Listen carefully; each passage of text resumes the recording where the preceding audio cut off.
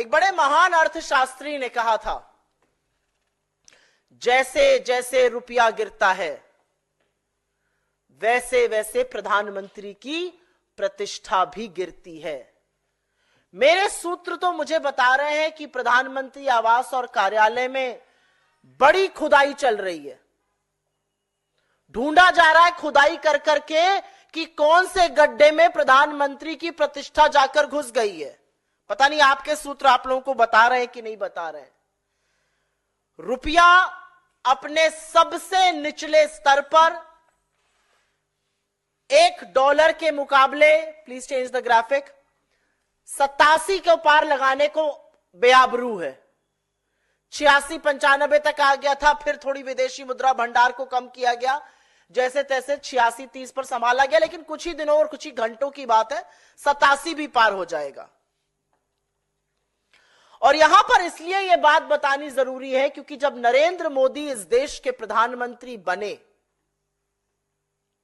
मई 2014 में, तब उनको हमने रुपया 58 पे दिया था। चौथा ग्राफिक लगाइए। $1 के मुकाबले मई 2014 में रुपया 58 था। जनवरी 2025 आते आते वो 87 पहुंच गया है।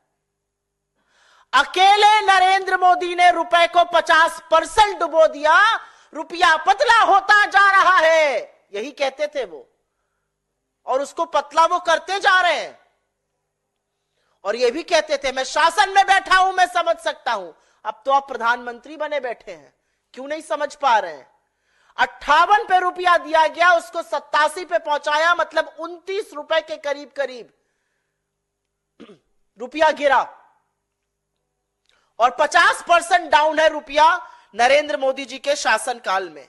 और ऐसा नहीं है कि रुपए को बचाने के लिए कुछ किया नहीं गया, पूरी ताकत लगाई जा रही है आरबीआई की ओर से। विदेशी मुद्रा भंडार, अगला ग्राफिक दिखाया जाए, 5वां।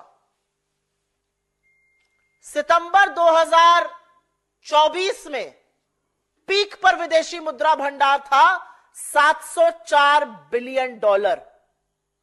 उसमें से लगभग $80 बिलियन खर्च कर दिया गया कि किसी तरह से तो संभले रुपया, लेकिन वो रस्साकशी चल रही है और रुपया संभल नहीं रहा है। $80 बिलियन खर्च किए गए, मतलब करीब करीब 6,83,000 करोड़ रुपए खर्च किए गए कि रुपया 87 ना पहुंच जाए, लेकिन रुपया तो गिरता ही जा रहा है, गिरता ही जा रहा है और गिरता ही जा रहा है।